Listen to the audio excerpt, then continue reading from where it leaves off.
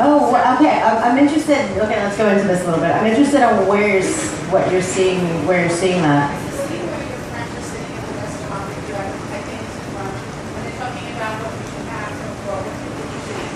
Oh yeah. Right. So then you're saying I'd like to have to right. Your friends are getting side eyes. The friends are Southern. My friends are from the South. Where are you from? Well, I'm from here. Oh, see, okay. So you understand, it's nothing more than that, honestly. I mean, yeah, I grew up eating, like I said earlier today in the movie, my dad used to cook and he fried everything but a toenail. Like, I mean, it was disgusting. Anything you could fry, we ate. Like, it was not cute. And I ate everything that was fast food, and mac and cheese is still my favorite thing. If I see it somewhere, I'm like, I need some mac and cheese. Yes. Yes. Do you still find that there's that level of, is there still that level of pride back home? Of course, which is actually really good. Yeah, they've known me. Chrissy, who's actually coming here tonight because it's her birthday soon.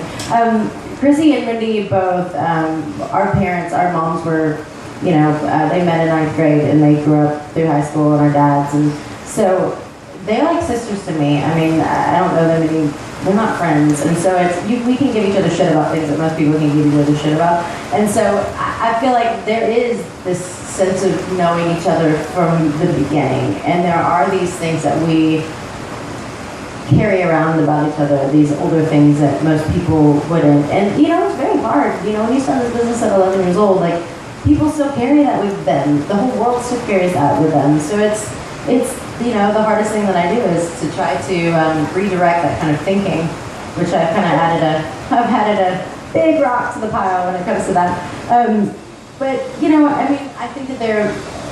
I think that yes, there is some of that, and there's also we're very accepting of each other. Look, yeah, it's teasing, and we all as women, you have best friends, and you're like, you don't like the guy they're dating, you don't like the clothes they're wearing, and we all just say it. We're like, what are you eating? Why are you wearing that? Like, who do you think you're dating? That's not you.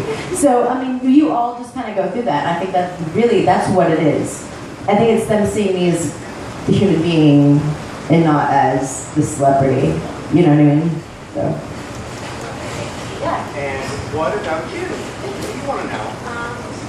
Well, I guess as I'm getting older, I've never known this or things, I guess I'm just kind of like everything's not a portion, but like nobody's like something that's like perfect, so I just want to know, at what point do you guys decide that I'm just really worth it? Because I mean, you both were in like established marriages, and it's like how did you, like, this moment was fun, like, fade away, but did you like, this is the right move, like, this is the right move, if that makes sense? Take that one first.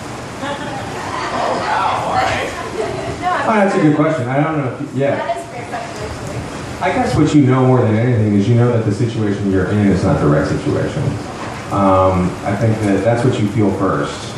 You don't know what's going to come, but you have a gut feeling, and your heart tells you, God, this situation's not right. You think, when you're young, you think that you know what love is. You think you know what being married means. You think you know what being a father means. For me, and recently I realized I didn't know what any of those things were. I really didn't. I didn't have life experience enough. I wasn't comfortable with myself to know what that meant. And now I do. Now I'm learning. I'm a much better father than I was, 8 years ago. And I know what love is. I think what's most important is you realize that don't cry right now, babe. You just don't, you know that the situation you're in is not right, and life is short, and you could go on for 40 years in that same situation and look back and go, what the fuck happened in my life? Why? No, you could. You could be like, why? I just wasted, 50 years of my life, and I wasn't happy at any time during that 50 years. Why didn't I do something about it? You can't go back in time, ever. So you gotta make a choice, you gotta make a choice. And sometimes it's a really difficult choice, and it's not easy. It's one of the hardest things I've ever been through. It's one of the hardest things she's ever been through, and to go through it publicly is awful. To go through it privately is awful. To go through it publicly, is almost unbearable. And for us to come through it and to continue to, evolve as a couple, it's a testament to, finding the person that you're really supposed to be with. I mean, that's the truth. Yeah. All right, guys. What he said. What he said, but I mean, I honestly, even recently more than anything, I've realized what love is through him, and I've realized, how we've been there. I think you almost like pass the baton in what someone's going through, and you're there for them, and then you pass it back, and you pass it back, and I've actually never met anyone who's been there for me through a lot of crap, and at my lowest moments, and so it's amazing to actually know what real love feels like, is when someone still loves you and all your flaws just as much as they love you, when you're the vision of perfection that they think you were when you first met.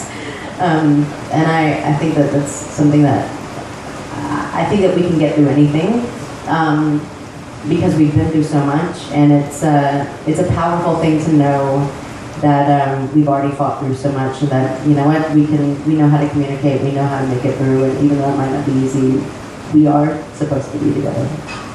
Watch him do a little shoot before him already. Self-defense shoot. Close it out. I know. Now let me bring it back to the subject. That song said, make it get hot, make it work up a sweat. When you say it to the loop, my darling, not falling in love, but I'm falling for you. Wanna get you, but your bottom dollar, you will rest under pressure. Oh, Cindy, I will.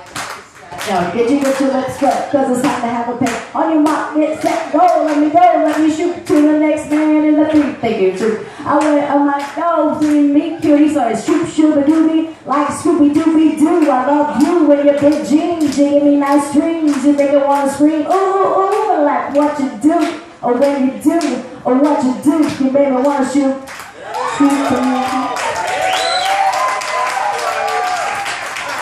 That was my first album. My mom and dad let me buy that actually said explicit on it. So amazing, a parental advisory from LeAnn Rimes. That was incredible. I have to say, you guys are adorable. I fall in love with you tonight. I'm planning on moving in with you guys in LA. Yes, next week. Hold on, you don't put my new baby. Yes, definitely. Adopt me. Please, adopt me. You guys, this was so much fun. Thank you for spending all this time with us, and I want to thank all of you guys for sitting with us through the rain. I know it's been a long night with some microphone delays. Now everybody, please catch LeAnn and Eddie's new show on VH1 on Thursday nights, 10:30 p.m. It's going to be a great wild ride, and thank you guys for all this. It's been a great evening. Yeah, anytime.